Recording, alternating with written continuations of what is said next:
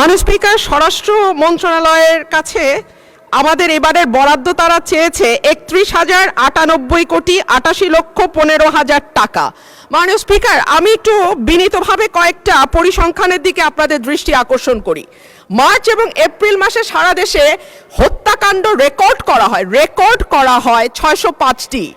অন্যান্য অপরাধ একই সময় 294টি ছিনতাই, 90টি ডাকাতি, 196টি অপহরণ, 2214টি চুরির ঘটনা, 129টি পুলিশের আক্রান্ত হবার ঘটনা ঘটেছে। নারী ও শিশু নির্যাতন 2 মাসে 3,496টি নথিভুক্ত করা হয়েছে এবং সারা দেশে প্রতিদিনে গড়ে 10টির বেশি খুনের ঘটনা ঘটছে, খবর দিচ্ছে ডেইলি স্টার এবং বণিক বার্তা।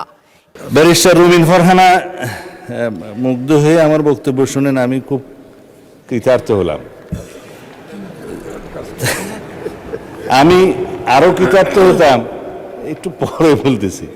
গত পরশু দেশের আইন শৃঙ্খলা পরিস্থিতি যেভাবে উন্নত হয়েছে সেটা ডাটা সহ, ক্রাইম রিপোর্ট সহ, খাতোয়ারি বর্ণনা এখানে দিয়েছিলাম। সম্ভবত আমার ওই মুগ্ধকর বক্তব্যটা আপনি সেদিন হয়তো শুনতে পারেন না, হতে পারে।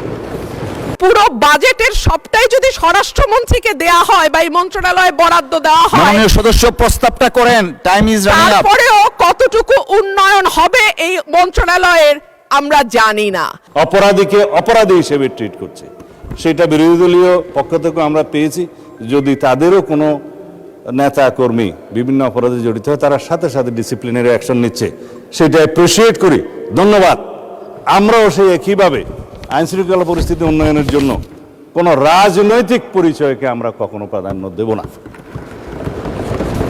সুতরাং এই একটা ক্ষেত্র ব্যতীত বাকি সমস্ত ক্ষেত্রে আমরা বৈপ্লবিক পরিবর্তন না আনলেও দৃশ্যমান পরিবর্তন আনতে সক্ষম হয়েছে। মাননীয় স্পিকার, ব্রাহ্মণবাড়িয়া 2 আসন থেকে নির্বাচিত মাননীয় সদস্য রুমিন ফারহানা, আপনার সময় 2 মিনিট। ধন্যবাদ। মাননীয় স্পিকার, আপনাকে ধন্যবাদ।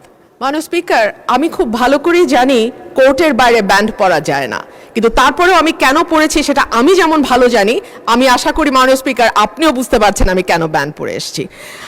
মাননীয় স্পিকার, স্বরাষ্ট্র মন্ত্রণালয়ের কাছে আমাদের এবারের বরাদ্দ তারা চেয়েছে 31,098,85,15,000 টাকা। মাননীয় স্পিকার, আমি একটু বিনীতভাবে কয়েকটা পরিসংখ্যানের দিকে আপনাদের দৃষ্টি আকর্ষণ করি। মার্চ এবং এপ্রিল মাসে সারা দেশে হত্যাকাণ্ড রেকর্ড করা হয় 605টি। অন্যান্য অপরাধ একই সময় 294টি ছিনতাই, 90টি ডাকাতি, 196টি অপহরণ, 2214টি চুরির ঘটনা, 129টি পুলিশের আক্রান্ত হবার ঘটনা ঘটেছে। নারী ও শিশু নির্যাতন 2 মাসে 3,496টি নথিভুক্ত করা হয়েছে এবং সারা দেশে প্রতিদিনে গড়ে 10টির বেশি খুনের ঘটনা ঘটছে, খবর দিচ্ছে ডেইলি স্টার এবং বণিক বার্তা। এই যখন আমাদের সিকিউরিটির অবস্থা, এই যখন আমাদের আইন শৃঙ্খলার অবস্থা, তখন আমরা এই মন্ত্রণালয়ের জন্য দাবি তুলছি 31,098 কোটি। মাননীয় স্পিকার, পাশের থেকে আমার একজন সহকর্মী বলছেন এটা আরো বেশি হওয়া উচিত। সম্ভবত মাননীয় স্পিকার, পুরো বাজেটের সবটাই যদি স্বরাষ্ট্রমন্ত্রীকে দেয়া হয় বা এই মন্ত্রণালয়ে বরাদ্দ দেওয়া হয়, মাননীয় সদস্য প্রস্তাবটা করেন, টাইম ইজ রানিং আপ। তারপরেও কতটুকু উন্নয়ন হবে এই মন্ত্রণালয়ের আমরা জানি না। স্বরাষ্ট্রমন্ত্রী যখন বক্তব্য দেন সারা দেশ মুগ্ধ হয়ে শুনে। মাননীয় স্পিকার, আমি একজন আইনের শিক্ষার্থী, আমিও ওনার ডিবেট মুগ্ধ হয়ে শুনি, কিন্তু ওনার এই মুগ্ধতা যদি উনি ওনার মন্ত্রণালয়ে ছড়িয়ে দিতে পারতেন এবং তার মন্ত্রণালয়ের কাজের মাধ্যমে, তাহলে আর এটি ছাঁটাই করে 1 টাকা করার প্রস্তাব আমি রাখতাম না। ধন্যবাদ। মাননীয় সদস্য জনাব রুমিন ফারহানা, এখানে জনাব বলে ফেললাম, জেনারেল ক্লজেস অ্যাক্ট অনুসারে আর কি, সি ইনক্লুডস হি, লয়ারদের ভাষায় আর কি। আমি মাননীয় সদস্য সিনিয়র অ্যাডভোকেট জনাব জায়নাল আবেদিনের সাথে একটু ডিফার করতে চাই। পার্লামেন্টের এই হাউসে বাইরের কোনো বিধিবিধান চলে না, এটা রুলস অফ প্রসিডিওর অনুসারে চলে। এটা সংবিধানে হাউসকে সেই ক্ষমতা দেয়া হয়েছে রুলস অফ প্রসিডিওর প্রণয়নের জন্য। এইখানে নিষেধাজ্ঞা দেয়া নাই যে কোন পোশাক পরিহিত অবস্থায় এখানে ঢোকা যাবে না বা ঢোকা যাবে। তো তো সুতরাং তার এভরি লিবার্টি আছে সেই ড্রেসটা বা ইয়েটা পরার জন্য। হ্যাঁ, সুপ্রিম কোর্ট জুডিশিয়ারিতে তার নিজের মতো করে রুলস প্রণয়নের অধিকার আছে, সেটা ওখানে থাকবে। But the separation of power theory অনুসারে লেজিসলেচার এবং জুডিশিয়ারি একটা আরেকটাকে ওভারল্যাপিং বা কোনো ডিকটেট করতে পারে না। তাই আমি প্র্যাকটিসিং লয়ার না, সেই জন্য আমি বোধহয় একটু জুরিসডিকশন ক্রস করে ফেললাম আর কি। তো শোভন পোশাক পরাটা গেল, এটা অতীব শোভন পোশাক। ব্যারিস্টার রুমিন ফারহানা মুগ্ধ হয়ে আমার বক্তব্য শুনেন, আমি খুব কৃতার্থ হলাম। আমি আরো কৃতার্থ হতাম, একটু পরে বলতেছি। গত পরশু দেশের আইন শৃঙ্খলা পরিস্থিতি যেভাবে উন্নত হয়েছে সেটা ডাটা সহ, ক্রাইম রিপোর্ট সহ, খাতোয়ারি বর্ণনা এখানে দিয়েছিলাম। সম্ভবত আমার ওই মুগ্ধকর বক্তব্যটা আপনি সেদিন হয়তো শুনতে পারেন নাই, হতে পারে। তার মধ্যে ঐতিহাসিকভাবে বিগত 10-15 বছর, স্পেশালি 2025-এর রেফারেন্স সহ আমি ডাটাগুলো উল্লেখ করেছিলাম। ইন শর্ট দ্যাট খুনের চিত্র এই, ধর্ষণের চিত্র এই, নারী ও শিশু নির্যাতনের চিত্র এই, ডাকাতির এই সংখ্যা হিসেবে দিয়েছিলাম মাসওয়ারি। তাতে করে ঐতিহাসিকভাবে এই বর্তমান সরকারের দায়িত্বে আসার পর থেকে এই পর্যন্ত সমস্ত ডাটায় আমরা ঐতিহাসিকভাবে এগিয়ে আছি, মানে উন্নত আছে। সেই ডাটাটা আমি বলেছিলাম, আমি যেটা অন রেকর্ড এখানে বলেছি, সেই ডাটাটা ডিপার্টমেন্ট থেকে একটা ক্ষেত্রে বলেছি আমরা একটু পিছিয়ে আছি। সেটা হলো এই যে দর্শনের কেস রেকর্ডের ক্ষেত্রে আমরা একটু বেশি দর্শনের চিত্রটা পেয়েছি। তার একটা কারণ আছে, আগে ধর্ষিতারা রেকর্ড করতে যেত না থানায়, বা পারত না, সামাজিক বা রাজনৈতিক বিভিন্ন হস্তক্ষেপের কারণে। এখন থানায় গেলেই অথবা অনলাইনে তারা জিডি সহ অন্যান্য কিছু দায়ের করতে পারে, এফআইআর দাখিল করতে পারে। এখানে কোনো ইন্টারফিয়ারেন্স নাই, যার কারণে নাম্বারটা একটু ইনক্রিজ হয়েছে। তবে সুখের কথা হলো, ধর্ষণ যেখানেই হোক, শিশু হোক, নারী হোক, যে অবস্থাতেই হোক, আমরা তাৎক্ষণিকভাবে সেটা পুলিশ ডিপার্টমেন্ট অ্যারেস্ট সহ চার্জশিট প্রদানের জন্য এবং মামলায় সহযোগিতা করার জন্য সাক্ষী উপস্থাপন সহ ট্রায়ালের সমস্ত ক্ষেত্রে একটা বৈপ্লবিক পরিবর্তন দেখতে পেয়েছি।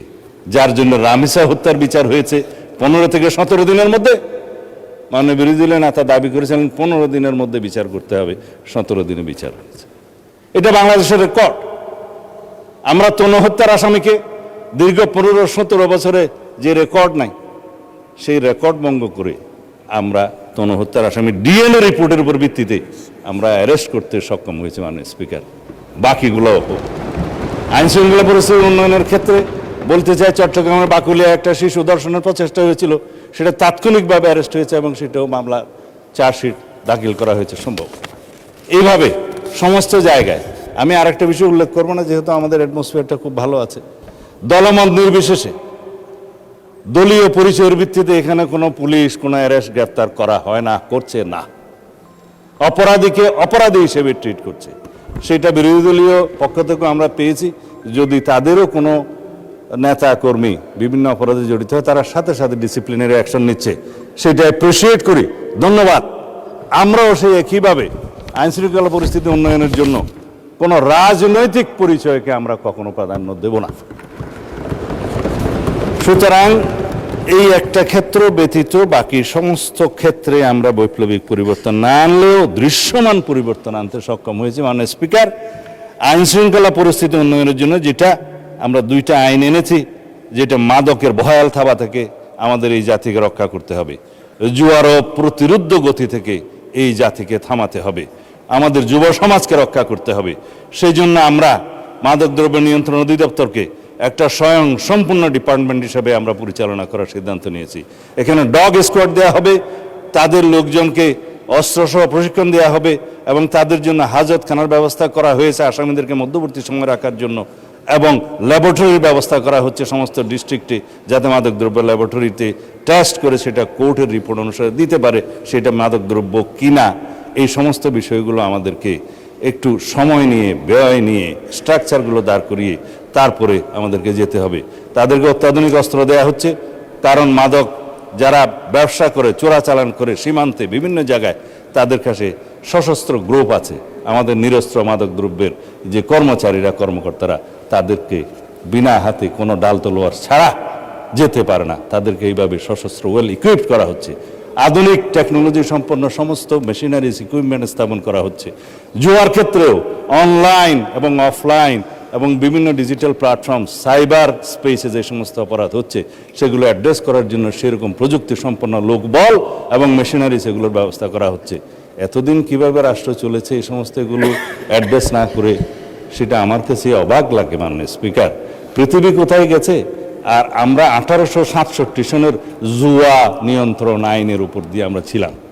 এখন জুয়া নিয়ন্ত্রণ এই প্রতিরোধ আইন, যেটা ব্যাটিং টেটিং এগুলো সব সহ প্রতিরোধ করা হবে 2026 সালের মডার্ন আইন অনুসারে।